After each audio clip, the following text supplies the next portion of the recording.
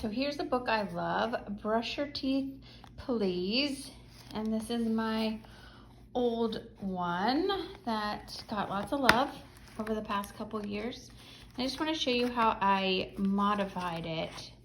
The lion got the most love, you can see, and next would be the shark. The kids just like to grab it, and I want to show you the technique I use, which is reading the pictures and not reading the words. Because a lot of kids I work with have very low vocabulary or nonverbal, not talking yet. So what I do is make up a story, a script, that has what we call carrier phrases. That's a repetitive version of the story that kids can learn the script and then kind of fill in the words. But you can see here, bears brush their teeth up and down. That's a nice concept, up and down. But if you have a kid that has no language or just speaking in single words, that's going to be too long of a sentence for them to be able to imitate. So what we're doing by creating a story script is you're creating simple words and phrases that they might be able to imitate or at least comprehend.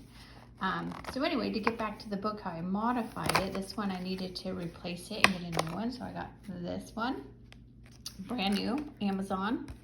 And you can see that the book comes with these toothbrushes for each page. So for the bear, it says up and down.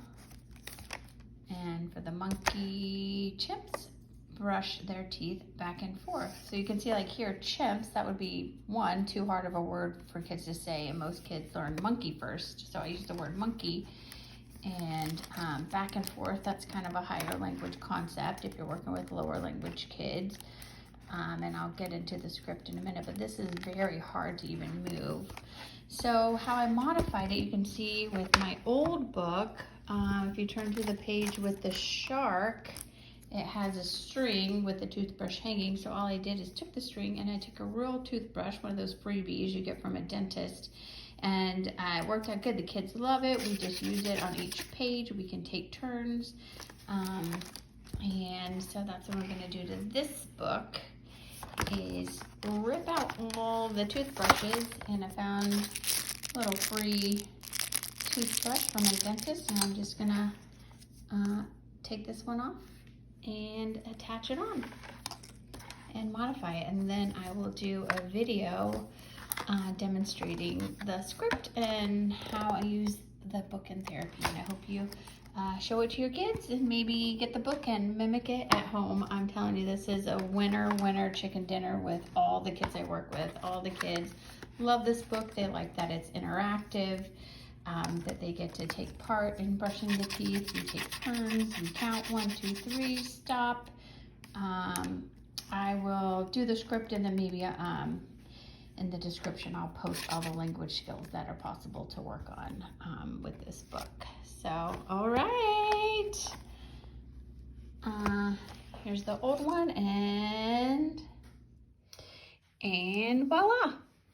Have the modified book. I removed all the brushes. So if you get this book and you decide you want to do it, it's really easy. The pages are splittable, so you just unfold the toothbrushes and pop them out, so that way you don't have to rip or damage the pages, which I think I did when I did it the first time. I just ripped them out, but this one you can just look in between the pages, and there's like a little fold to it, and you just unfold it and they slip out. So you can see I have my nice real toothbrush that's easier for kids to grip onto, easier to move, and way more funner, I think. And I just used some masking tape, and that held up for this one a couple of years, still going strong. And then I just made a list of all the language concepts. I'll type them out in the description, but I just sat down real quick and was like, what are all the language concepts I use? So this would be ideal for kids that are nonverbal, that you're looking for something for joint attention, that's interactive, and also something that's just fun. And also, with the book, I'm going to work on hi and bye. We're going to do hi and bye. Some of the animals can do their animal sounds, like the bear, rawr, and the monkey, woo, woo, ah, ah. vocabulary. We're working on vocabulary for the animals, the foods they eat, body parts, teeth, concepts clean and dirty. There's also some fun sounds we incorporate in there. P-U. When we smell their breath, it's stinky. Their mouth is dirty. And then after we brush it, it's clean. We say, ah, clean. And then a couple times I like to, for the mouth to still be dirty. So we go, oh no, it's still dirty. Some actions or verbs are brushing and eating. And then at the end on the last page, we work on receptive language, identifying. And so the last page of the book has all the animals. And so usually I like to say, where's the lion? Monkey. Where's the shark? Show me bear.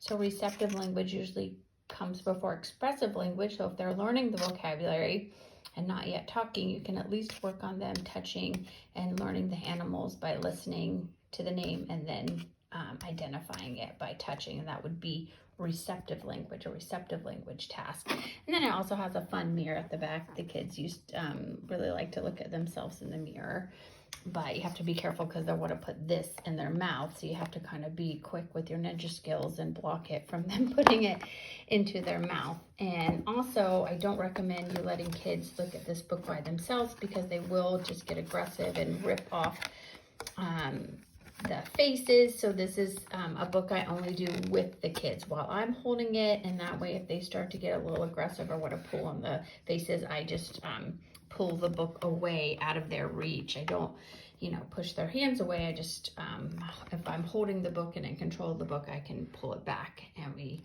can just help them understand what we do with the book. We use the brush and we brush, and then they'll start to kind of brush their nose and jam it up here. So we just pull the book away out of their reach because we want to protect aromatherapy materials and not have them get destroyed.